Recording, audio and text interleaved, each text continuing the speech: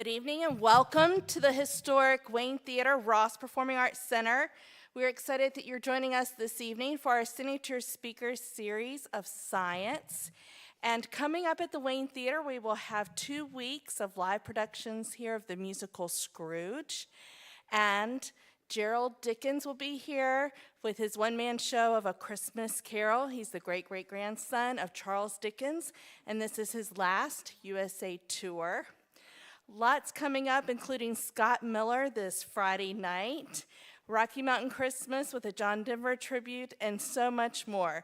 We want to hear what you want to see live on stage or on film as we continue programming and entering our 10th and 100th anniversary.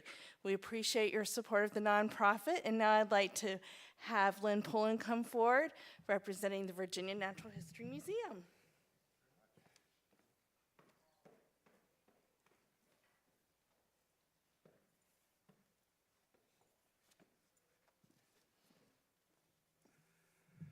Thank you, Tracy, and welcome everybody here on a cold Veterans Day night.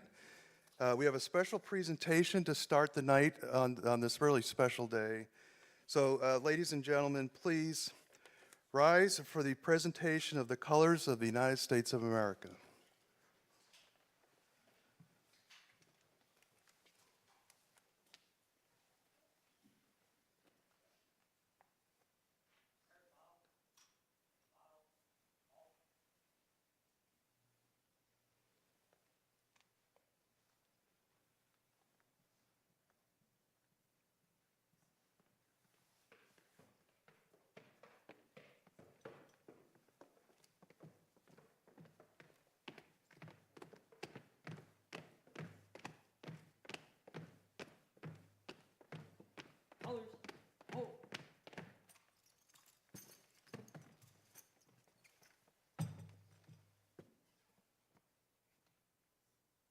Post. Colors. Colors. Present. Colors. Colors. Order. Colors.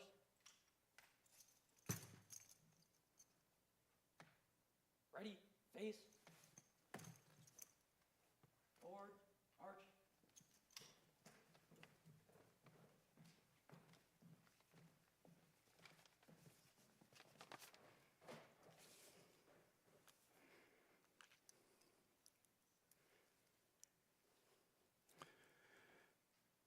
Thank you, Fishburne Military School Honor Guard, for presenting the colors. If you're a veteran, everybody else can go ahead and have a seat. Unless you're a veteran, please stay standing. All veterans, please stay standing.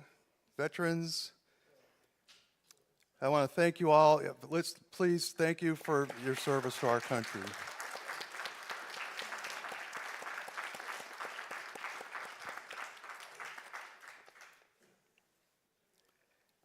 So before we get started, I want to give a quick update on the status of the Virginia Museum of Natural History project here in Waynesboro. I know you hear about that every week or every month when we have these programs. So as you know, we have a new governor in place. We had asked for our project to get added to the capital fund in Governor Youngkin's budget this year. We won't know if he included us in that budget until probably middle of December when that budget gets released. We're hopeful that we will do that. The design has been approved by the Department of Building and Engineering at the State House. It's an approved project. The numbers are good. The General Assembly's accepted it. So at this point, we're waiting to be approved to get into what's called the Capital Building Fund, which is when they actually release the money to actually build the building. Again, we won't know if we're in the budget until probably middle of December. If he did not include us in the budget, then we're going to petition the new governor and our General Assembly to include us there. We'll ask for, obviously letters of support are always very helpful, and we'll ask for those. But in the meantime, if you're interested in just showing your support, a good place to write that letter would be to our local state representatives.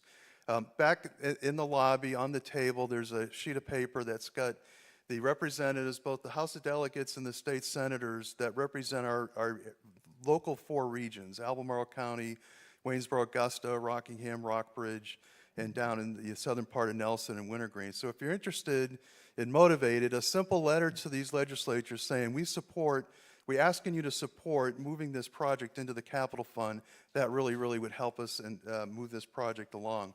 I will say that the letters that were written over the summer to our Secretary of Education and the governor has really gotten a lot of attention. They made note of that and actually informed the museum that they were getting a lot of support, and that makes a huge difference. So please continue to support us. Hopefully, when you come back in January, we'll have some really good news. As far as programming goes for January, we're off in December. The holidays are, we don't do a science talk in December, but in January, there'll be the premiere of the Chessie's Big Adventure. It's a new film that catalogs or really chronicles the trip of our watershed out to the Chesapeake Bay.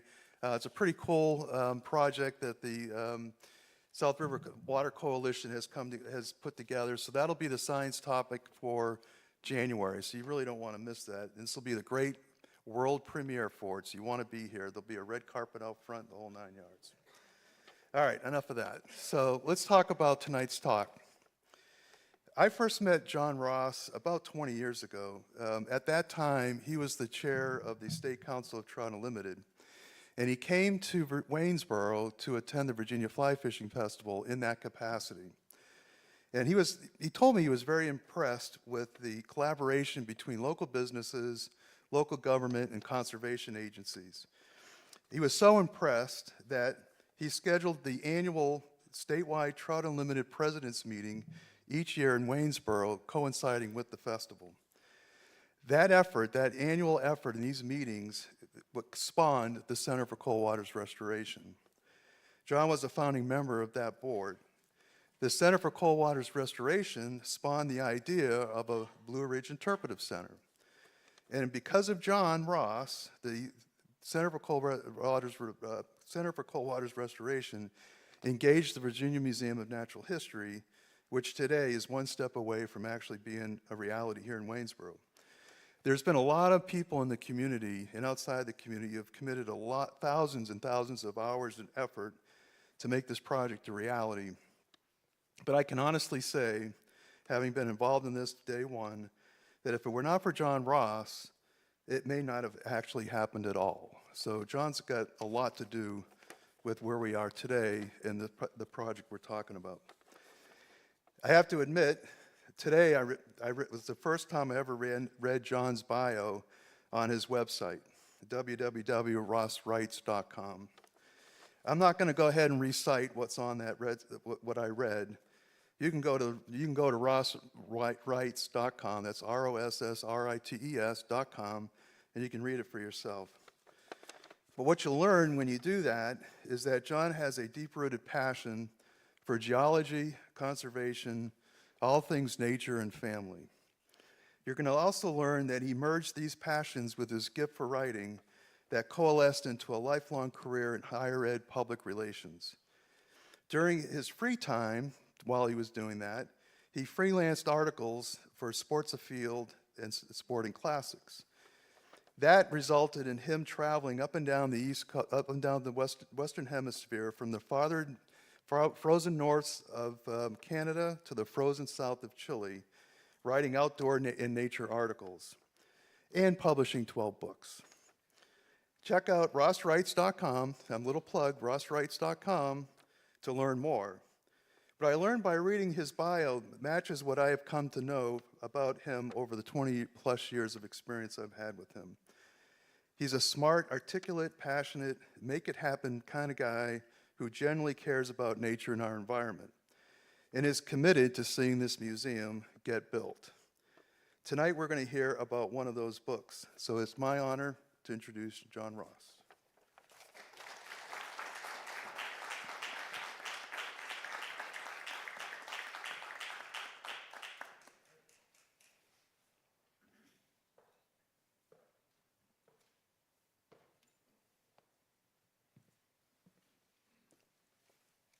Well, thank you all for coming this evening, and thanks, Len, for that totally undeserved introduction. In the audience is another one of the gang that got this project started, a couple people, Jenna Conzer and Irby Nash. And without community spirit and the way the people of Waynesboro came together, the museum project never would have happened. It's an absolute marvelous miracle. And we're going to do whatever we can to make sure that it gets started. So thanks again for having me this evening. Let me see if the hardware works. Good, all right. It's really fitting that today on Veterans Day, we salute the weather warriors. These are the men and women who are completely unsung, but who are absolutely essential for the success of our military operations. There is a current group with a military operations specialty of meteorologists that are assigned to most tactical commands, no matter where their commands are located. They're known as the Gray Berets, and they're responsible for providing those local forecasts, interpreting the local situation so that helicopters can fly appropriately, drones are launched, same to a less degree with artillery. Without them, our military would not have the success that it has. So for them, I would appreciate it if you all would give a round of applause.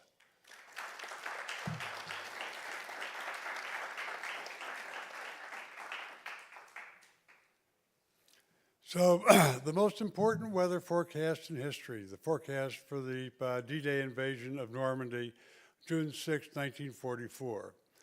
So the backstory to this book is my dad was an Army Air Corps pilot during World War II, and so I was raised on a steady diet of World War II history. Some of you may recognize the name Cornelius Ryan. He wrote The Longest Day. It was almost as if he was a member of our family. So in thinking about military history and thinking about World War II, I knew that Eisenhower postponed the invasion of Normandy for 24 hours, Operation Overlord. And he postponed it because of the weather. So given the state of weather forecasting in the 1940s, the question was simply, how in the heck did he know? And we're going to explore that a little bit. So I said, it is the most important weather forecast in history. The invasion beaches, whoops.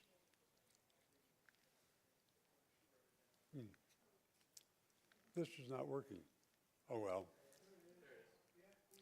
Oh, you saw it, okay. I can't see it. All right, well, anyway, you can see where Normandy is. And the Germans believed that the Allies were going to cross a little bit further to the northeast, in the Calais area where the channel is narrowest.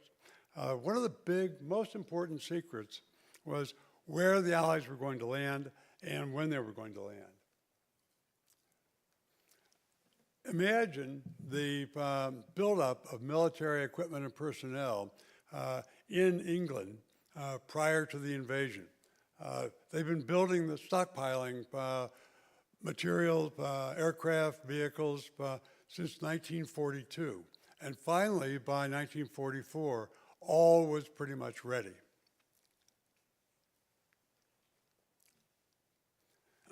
The Operation Neptune, which was a naval operation part of Overlord, D-Day, had very specific requirements for the invasion.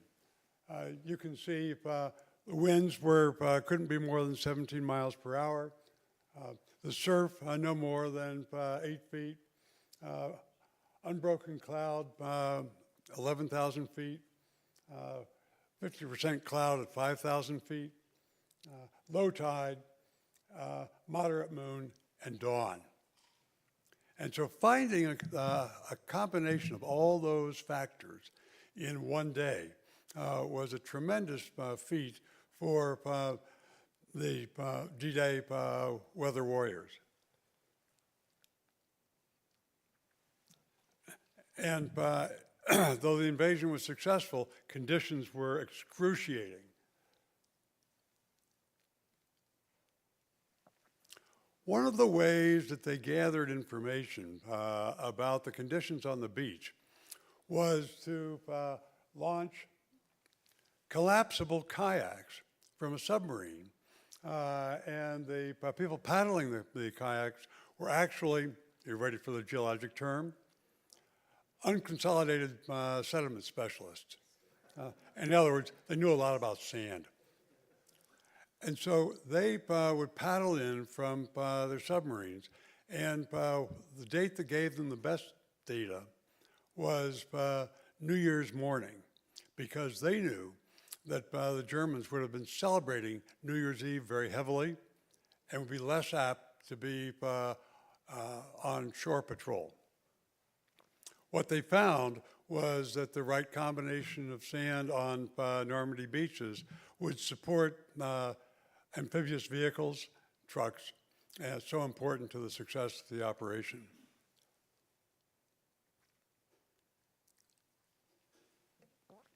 So these are the gentlemen with Eisenhower in the center, who were the supreme commanders of the Allied forces in Europe.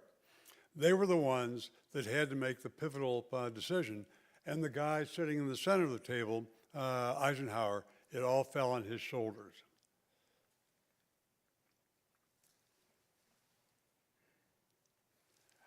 He carried this note in a pocket of his tunic. He was prepared to accept full responsibility if the invasion had failed. And so he was ready to accept responsibility. Fortunately, that note stayed in his pocket, but it says an awful lot about the kind of commander that he really was.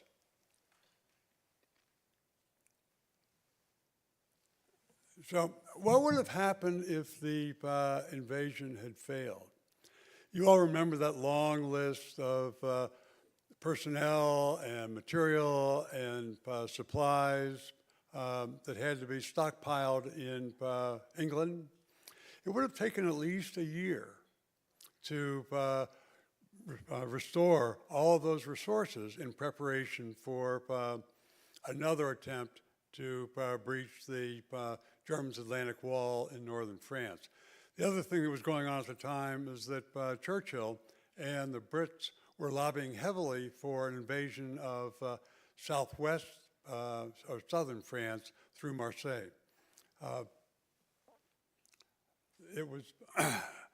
But Eisenhower had come to trust his weatherman.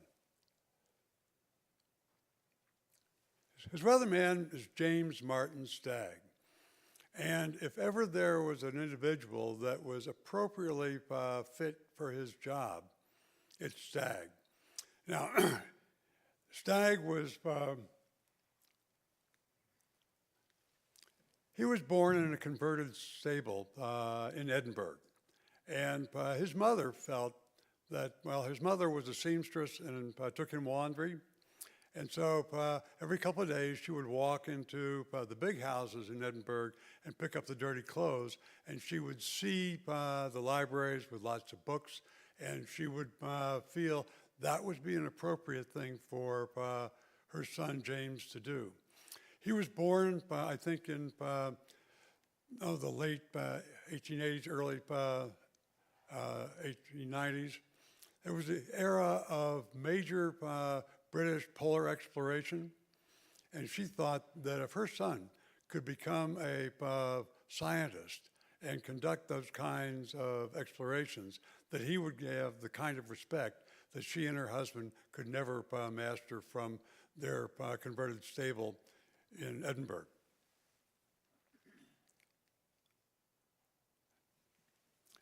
Stagg's job was really challenging. It was his responsibility to combine weather forecast from 3 weather forecasting units, one assigned to the American 8th Air Force, another to the Royal Navy, and a third to the British Meteorological Society, their weather bureau. These were all staffed by highly credentialed meteorologists, gentlemen who had earned doctoral degrees from leading universities. Stagg had a little bit of a challenge.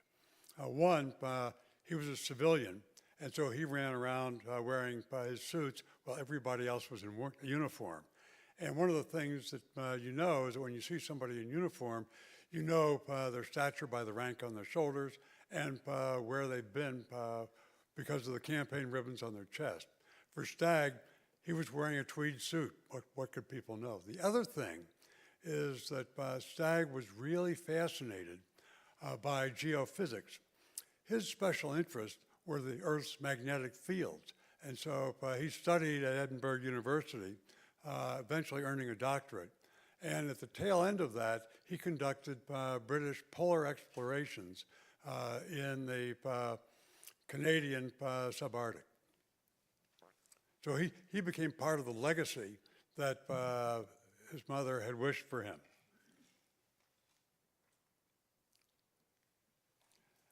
This is a map of the SHAEF's pre-D-Day headquarters. And Eisenhower's office was up the hall from Stagg's. And so when Eisenhower was going to, on his way to the war room, he would occasionally drop into Stagg's weather office, sit down on the corner of a desk, and turn to Stagg and say, "Well, Stagg, what's the weather going to be tomorrow?" It was that kind of friendly conversation that Eisenhower might have had with his barber in Abilene, Kansas. So, but what Eisenhower was doing was taking steely measure of his chief weatherman. And he got to know Stagg and found that Stagg was absolutely no nonsense. He had no interest in military promotion. He had no thoughts of any political ambitions after the war. All he wanted to do was get the science right for the invasion.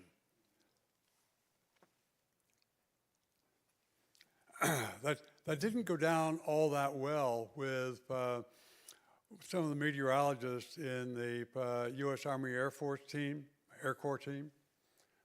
Irving P. Crick was a trained meteorologist. He had graduated from Caltech. And one of the things, he was a disc jockey back in the 1930s. And his brother told him that instead of spending his time in radio, he really ought to get involved with weather forecasting because he could make gobs of money telling the film industry when it would be okay to shoot their cowboy scenes. The other thing about Crick was that he believed in forecasting called analog forecasting. So you take today's weather readings, you look at the weather maps for the last 80 years. They had all been categorized on an early version of the IBM computer. And Crick would go back to find a date in history where the readings were very similar to today's. He then believed that weather followed general patterns. And so the weather that followed that day in history would surely be similar to the weather tomorrow. The U.S. military had vetted that program up and down and found it to be pure malarkey. Another member of Stagg's team was C.K.M. Douglas. He was a long-time member of the British Met Office, and he had developed an encyclopedic weather, or an encyclopedic memory of the weather over the English Channel. And so he knew local conditions better than anybody else, and Stagg came to really rely on him.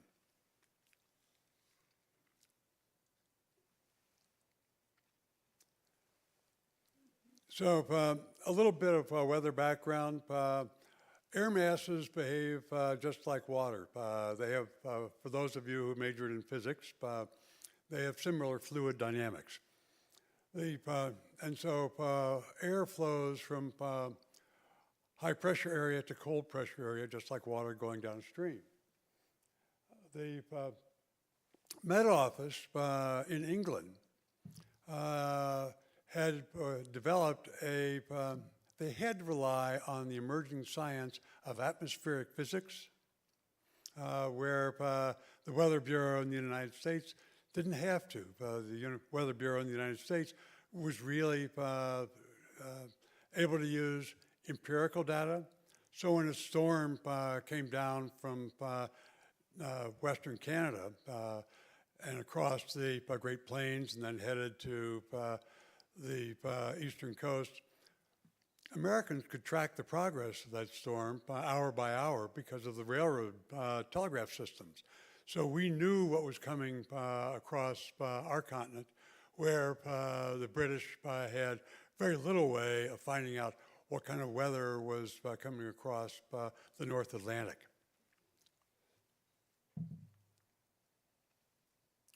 And so think about all the telegraph stations running across America. And then think about where the weather stations might have been in the Atlantic. Pretty slim pickings. There were some in Iceland, some in Greenland, and some on some islands in northern Scotland.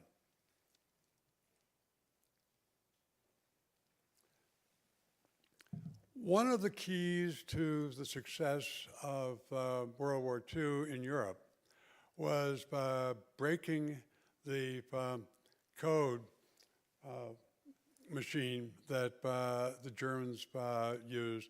Very sophisticated. The codes changed on a regular basis. And the British were having a devil of a time trying to figure it out.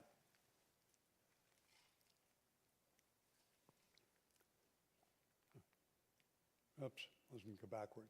There we go. So a British cutter came across a German weather ship and disabled it and was able to steal one of the code machines from the ship. Back in the 1930s, the British meteorologists, Irish meteorologists, German, French, Belgian meteorologists, all were part of the International Meteorological Organization. And they had spent most of the decade trying to figure out how weather affected their countries. And so they had developed a 9-part code to broadcast weather readings.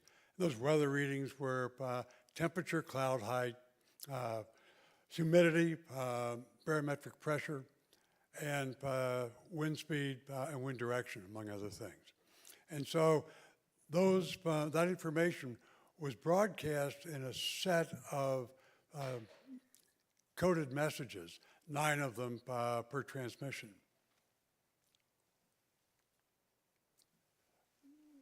Alan Turing, how many of you have seen the movie The Imitation Game? If you haven't watched it, it's a great movie. What Turing did at Bletchley Park, which was Britain's code-breaking headquarters, was work with hundreds and hundreds of people who were busy decoding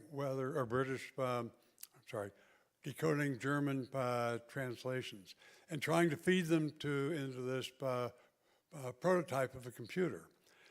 The secret they discovered was that the Germans in their weather broadcast were still using the same sequencing of information that they developed in the 1930s with the Brits and others. So because the Germans were pretty pretty wed to technology. The British were able to read that, and that's the way they broke the German code. So we know that around the North Pole, there swirls something called the Arctic High, and high pressure cells rotate clockwise, but low pressure cells operate counterclockwise. And, and those systems are fairly stable. They migrate from place to place a little bit during the year, but they generally come back to essentially the same locations. And I hope you all can decipher the weather map here. Whoops.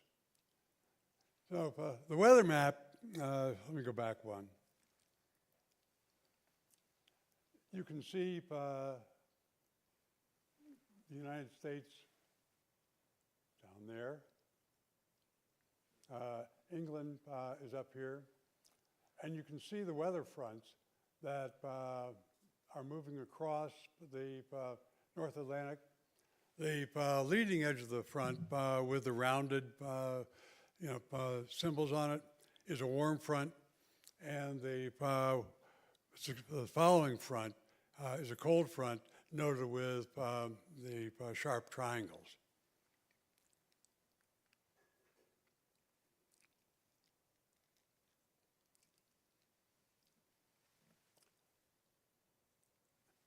And on June 3, this is the weather map that showed what was the weather that was going on that day. The United States Air Corps folks bet that it would move far enough to the north so that the invasion beaches would always be bathed in cool, calm seas, no rain, and moderate cloud.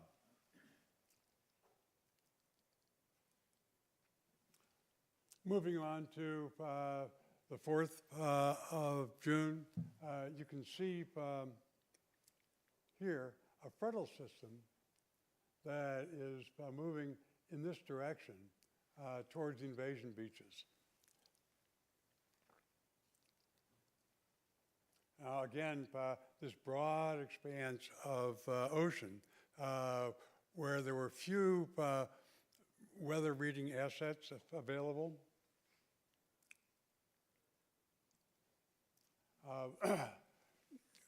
The Navy had borrowed a variety of private yachts. This one belonged to Marjorie Merriweather Post.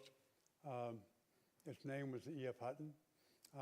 And they used these ships as weather ships.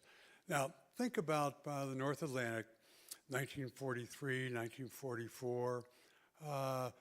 German U-boats really were ruling the seas. And so you're captain of a weather boat. And what's your responsibility? To stay in essentially the same spot and broadcast the weather from that spot day in and day out every 3 to 6 hours. So talk about being a sitting duck.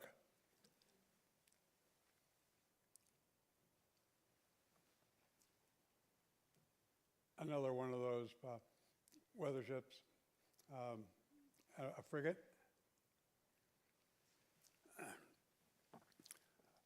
Another instrument that the Allies had were weather aircraft.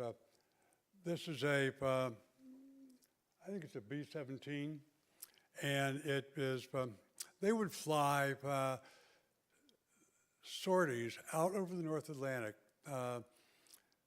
600 to 800 miles out over the Atlantic, and then 600 to 800 miles back. And they flew solo. So can you imagine concern among the crew if something happened and they had to ditch? This is a British Halifax, I think, and they were also used as for weather reconnaissance. And this is a Dorner bomber, light bomber. It was also used for weather reconnaissance.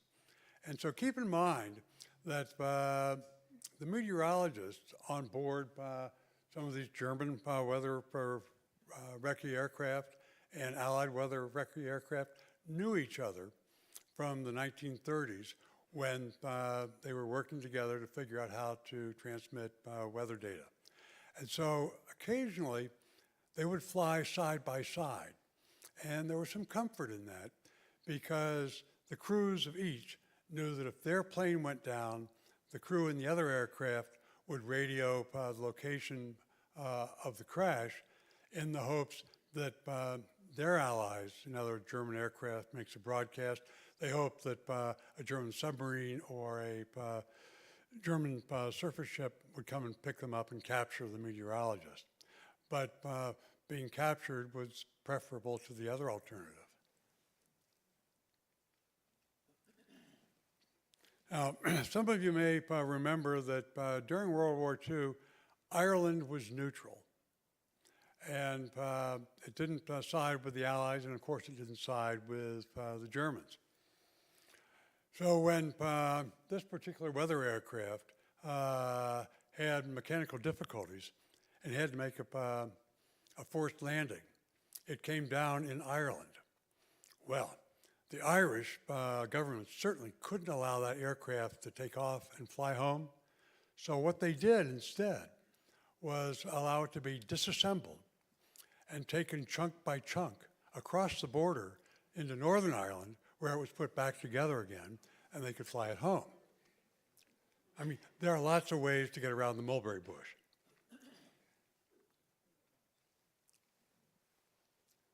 So the Dunkirk evacuation, 1940, a tremendous debacle for the Allies.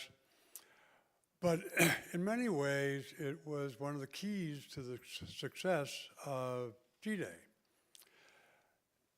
The German troops overran Belgium. A couple of Belgian meteorologists decided they were going to escape to England. And so they got in a sea canoe, and they were convinced they could paddle all the way from Antwerp, the mouth of the river, to England. Fortunately, they encountered one of the ships evacuating soldiers from Dunkirk and were taken aboard. And so when they got to England, they took refresher courses in English weather techniques, and they also earned their parachute badges. They jumped back into Belgium. Actually, they landed in France, and so they worked their way from safe house to back into Belgium, where using facilities with the underground, they were able to broadcast occasional weather reports from behind German lines. Think of the dangers and think of the spunk of these two meteorologists who went to that extreme to get back to ply their craft in saving their countries.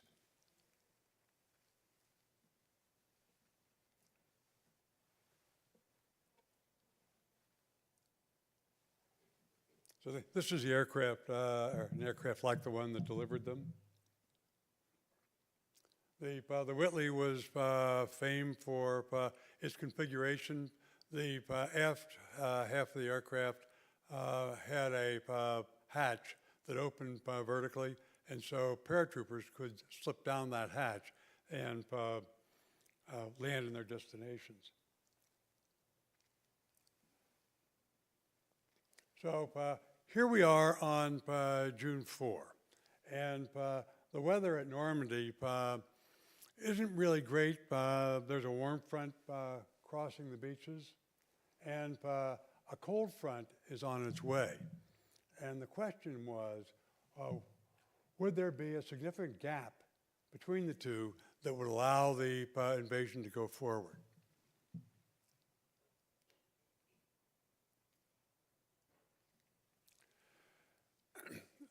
thinking about unsung heroes. A couple here, particularly Maureen Sweeney. She was the clerk in the post office on Blacksod Point, which is the furthest northwest point in the Republic of Ireland. It was her responsibility to read the,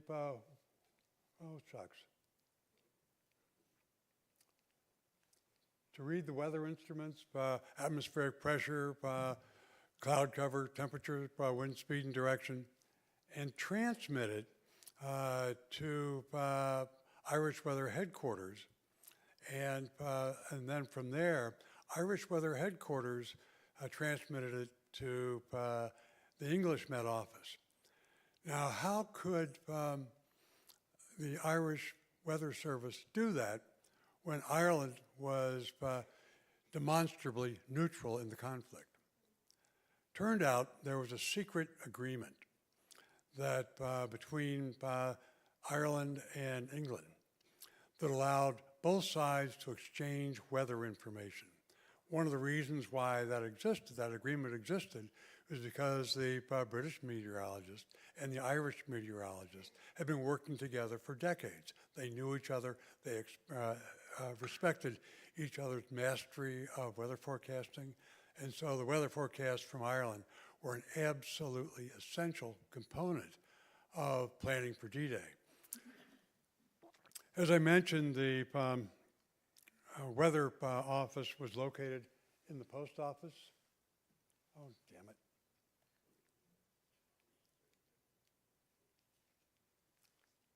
Located in the post office. And there were frequent parties in the post office. And after the parties, the readings in the weather gauge, rain gauge here, were generally suspect. They consumed an awful lot of beer. I was very fortunate when I was researching this book. I was able to interview Maureen Sweeney, and she was able to give me the full description of how that weather station operated. And again, it doesn't look like anything near the complexity of our weather stations today. The reason why it was in the post office was that the post office had the only telegraph connection to the Irish Weather Service in Dublin.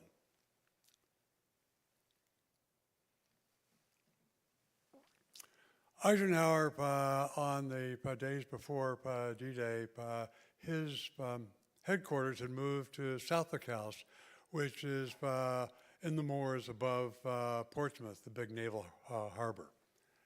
And every day they met and had briefings on the weather and surf and swell conditions.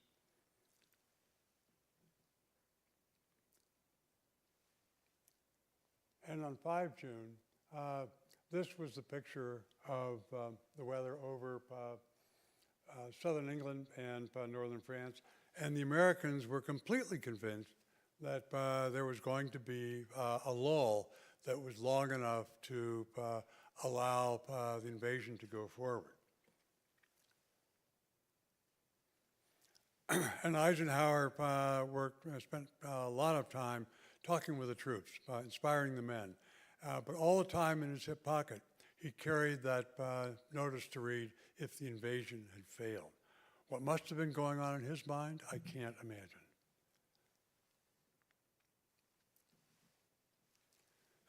Attached to Ike's Advanced Headquarters at Southwick House was a Nissen hut, which was the weather office. And in the weather office, meteorologists like Gene Farron and were plotting weather data on maps. And it was then those maps would be shared with the senior command. When I interviewed her for the book, she told me about the evening when D-Day had been launched.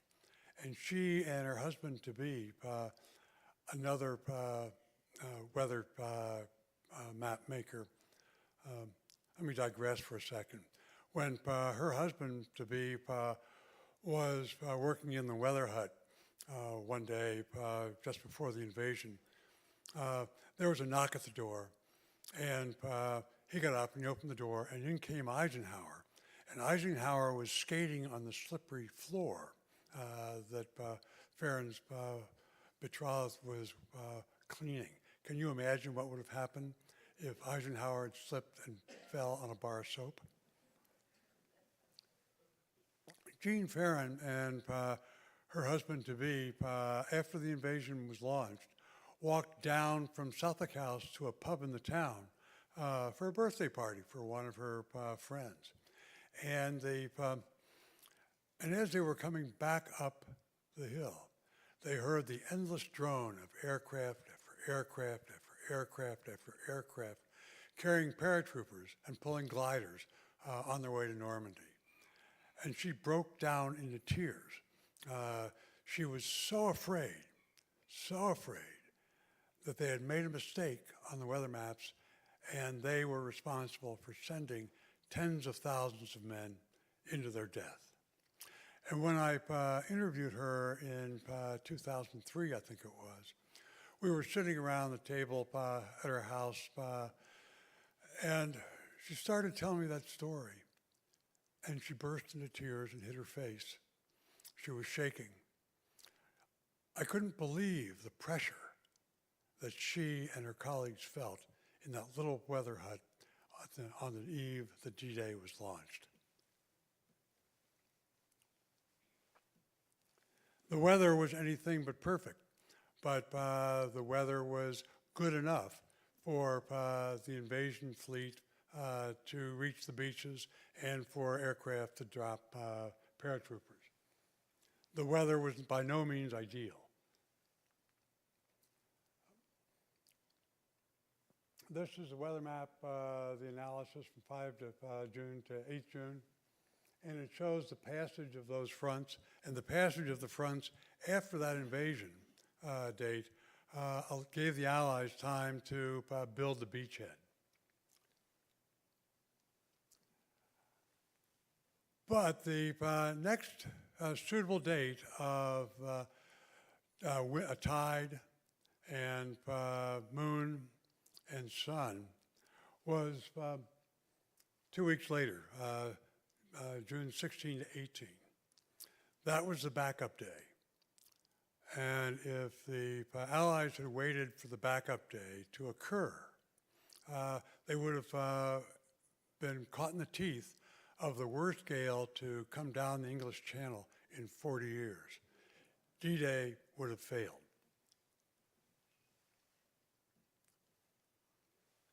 And so Eisenhower's quote, he thanks the gods of war that he went when they did. So I want to backtrack for a moment. The weather crew, the meteorologists, were typically very low rank. Many of them were civilians. As I mentioned, that Stagg had a tendency to appear wearing a suit and tie when everybody else was in uniform. They were really the unsung heroes. And when I was doing this research, I was really fortunate to be able to connect with many of the forecasters who were still alive and to get their stories, their inside perspective. For example, Stagg was known throughout the Allied High Command as a nasty person, always to the point where weather was concerned and not interested in any conversation about anything else. Turns out that one of the Allied weathermen became friends with Stagg, and they often went to the opera in London or the races at Ascot together. Stagg lived in Richmond, south a little bit from the center of London. And when he was at Ike's headquarters at the place called Wide Wing, 8th Air Force Base, he would report into his office in the morning, stay until dark, and then take either the train or maybe a staff car to his house in Richmond. He never knew for sure whether his house would be there, or his wife and child still alive, or a new baby still alive. Think of the things that were weighing on his mind in addition to making sure the weather forecast was correct.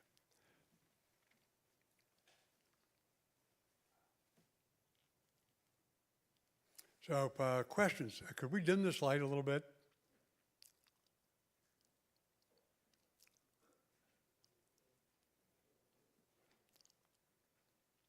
And bring up the lights in the auditorium. There we go. Any questions? Yes, sir. What happened to James Stagg after the war? What did he do? He stayed as a weatherman, continued to work for the British Met Office, became second in command and of the Met Office, and retired. I was fortunate to be able to interview his widow, who is still living in the Dover area in England. Other questions? Yes. You know, I'm saying the boats that were borrowed to collect information. Do we know exactly how many borrowed yachts were used or lost? I think there is that information, and if you go to the U.S. Navy's pages on World War II, you'll find that information. What was the question? Oh, I'm sorry. The question was how many yachts were borrowed by the U.S. Navy during World War II? Other questions? Well, thank you all. Yes. Can you speak to what you learned in the interview with the Luftwaffe meteorologist? Yes. His name was Heinz Latal. And he, according to most of the histories of D-Day, was identified as the person responsible for German weather forecast. His role actually was as a meteorologist working with the German V program, trying to figure out ballistic weather, and so how the winds aloft would affect the trajectory of the V1 and V2 bombs. The thing that's interesting is that the German meteorologists, of course, were extremely competent, but the German High Command was extremely insular, and so the information didn't always make it from one command to the other. Other questions? Well, thank you all very much.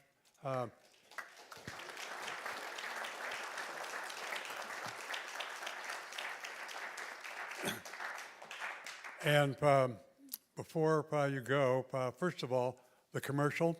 I've got a few books outside if anybody's interested.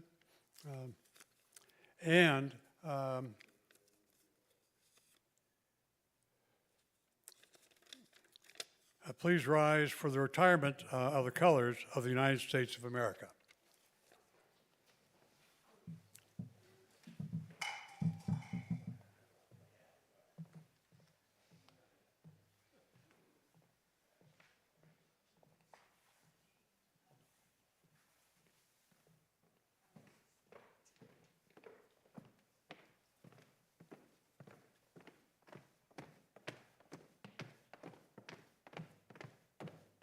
Colors, hold.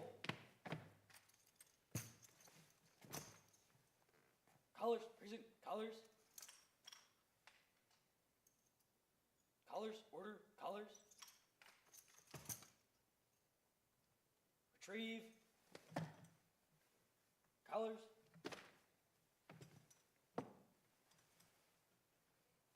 Ready, face.